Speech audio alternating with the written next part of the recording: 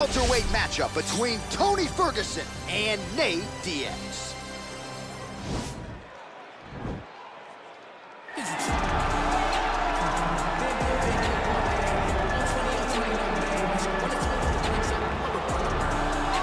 right, get out your 209 tattoos, folks. Here he is, the one, the only Nate Diaz, making the walk yet again. It's been a long time, but Nate Diaz is back tonight. He has put in all the right work. You know, few guys in this division work harder than Nate Diaz. It's good to see him back. And you notice it, John, right? The cardio. The cardio is one thing that stands out about Nate Diaz. He looks like he's just touching guys with all of his strikes, but the build-up from all the activity that he puts out usually will make his opponents wilt. And once he gets him to the ground, he's a jiu-jitsu black belt that can finish the fight with a number of submissions. Yeah, he'll hit you with the open hand, too. He'll invoke that Stockton slap. You think we see that tonight? Stockton slap, it's just so disrespectful. But I love watching it. It's so Nate Diaz. Gotta get you a Lafayette slap or something.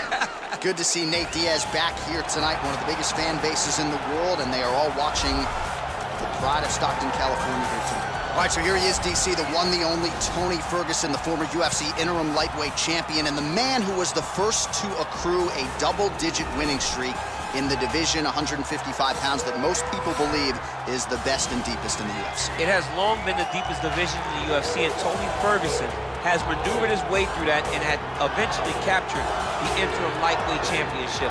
One of the most diverse strikers that you've ever seen. I mean, the elbow he hit against Josh Thompson to split him open was unbelievable.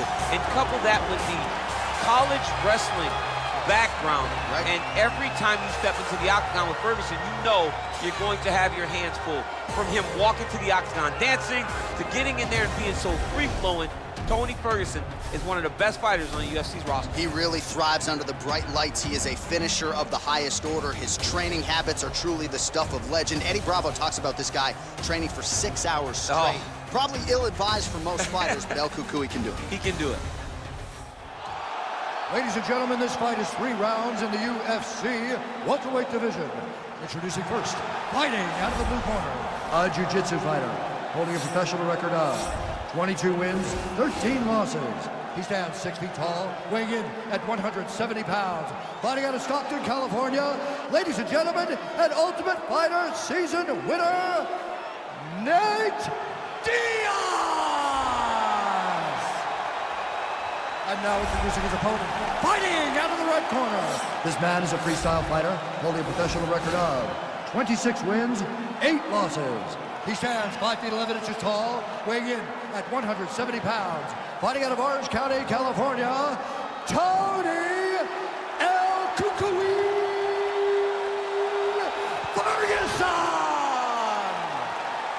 And when the action begins, our referee in charge, Dan Mergliata. Dan Mergliata. You ready? You ready?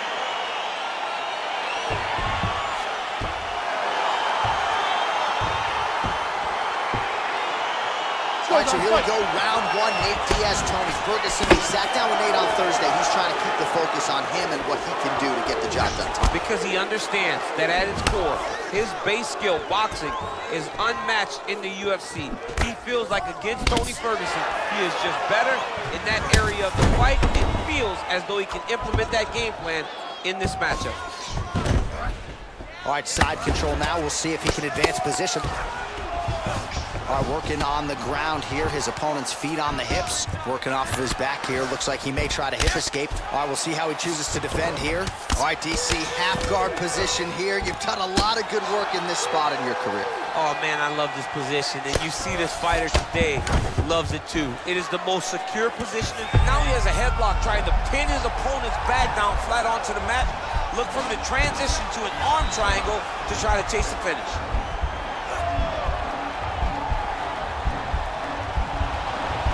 Push the arm to the side, get his head against the mat. Now watch, as he goes to the finish, watch his chest go to the mat. He goes flat, all the way to his opponent. Well, pretty good work off of the bottom here by Diaz. All right, he's very comfortable fighting off his back, DC. Now looks like he's trying to hip escape. Yeah, he's trying to hip escape, or maybe look for a Kimura here. Man, isn't it fun to watch this dude work on the mat? He's unbelievable how fluid he is in his motion on the mat. All right, good movement by him here on the ground. He really is a master of these transitions. He is a master of movement on the ground. You never know where he's going to be. Well, you know, I don't like the gi very much, but I have an appreciation and a healthy one for these type of transitions. You can tell he's been in a gi at some point in his life with the way that he moves so freely. I'm skipping jiu-jitsu next week, too.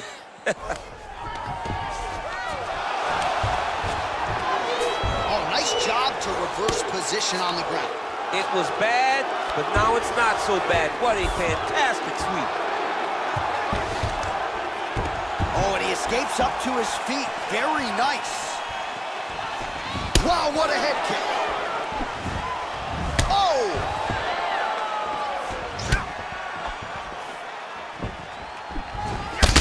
So just over 20 total strikes have now landed for El Cucuy, Tony Ferguson.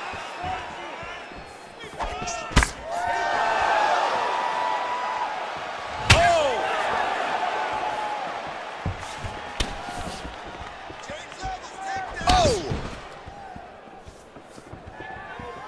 30 seconds now to go in round one. Nice punch lands. Big body kick lands. Hard shots landing on both sides here. Gets up the feet. His opponent in a lot of trouble now. That was Cain Velasquez's punch of choice. Every time he landed that overhand right, he hurt people bad. And this guy has his opponent hurt very badly again.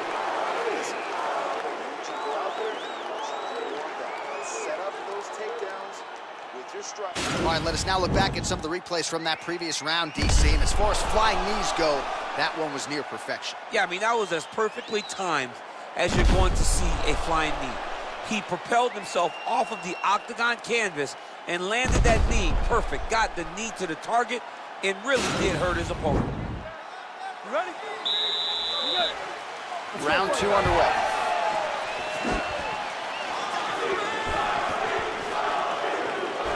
Oh, he lands a massive kick here. Good right here. Oh, straight right.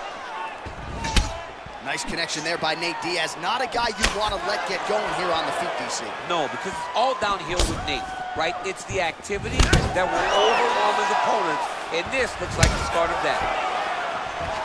He's throwing every part of himself into these big leg kicks. Look at how he turns his hip over when he throws that kick. El Cucuy gets caught by that straight punch, beautifully landed by the opposition. Look at him chopping the wood. Chop the wood with those leg kicks. Diaz gets absolutely punished by that head kick. 44 total strikes have now landed for Tony Ferguson, and striking at a 63% clip tonight against Nate Diaz. And he connects with a punch there. We'll see if he can follow it up. Oh, a huge strike lands there, DC. He landed that massive shot. Now he needs to try to find the next shot, the follow-up shot that will finish the fight. Oh, he might be out.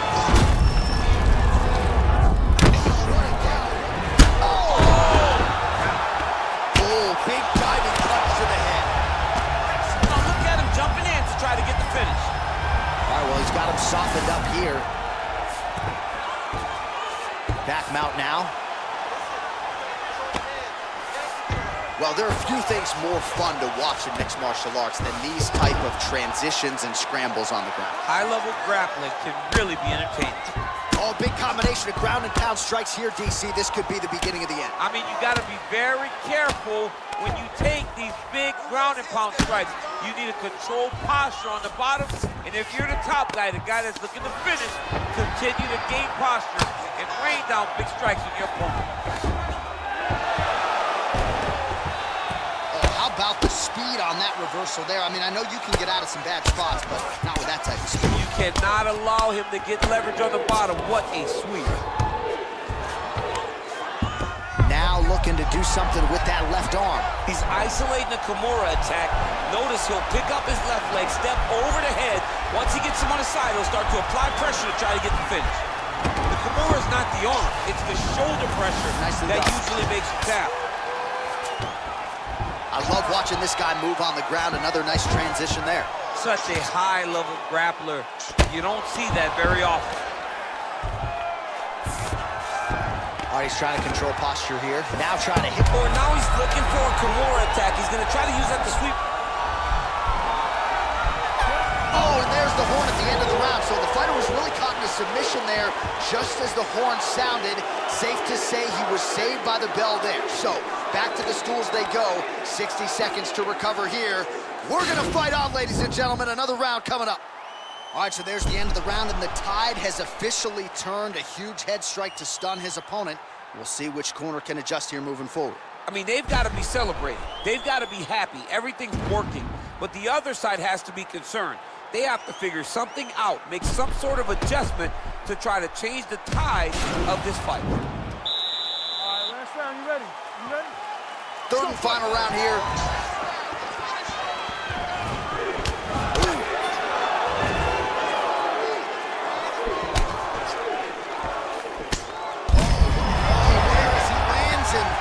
Time to get the bonus checks ready. I mean, this fight is about done.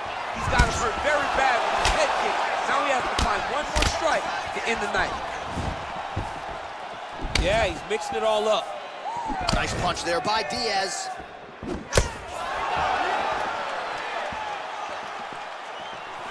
81 total strikes. What a fantastic strike to throw at the exact right moment. He deserves this moment. Go finish his fight.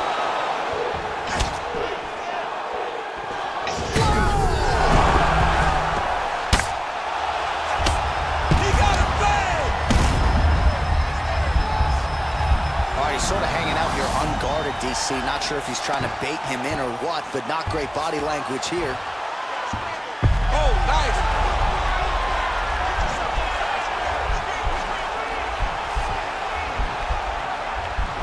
Attacking armbar.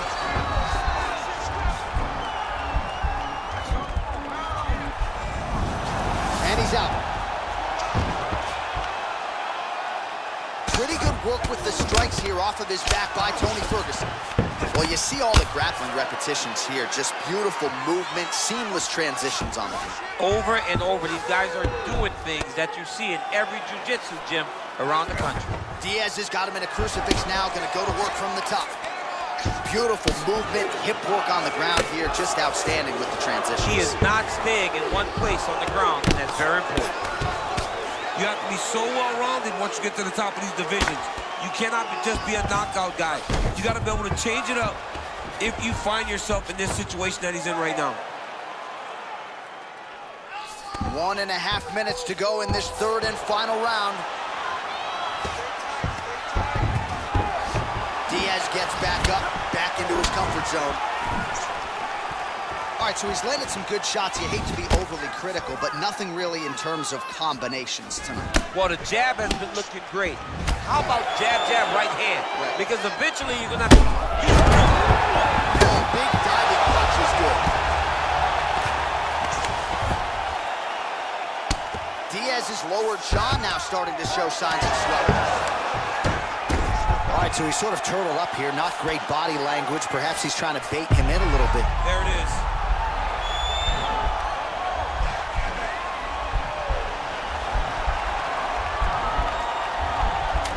Oh, wow. Oh! Now he's okay. Now he can escape.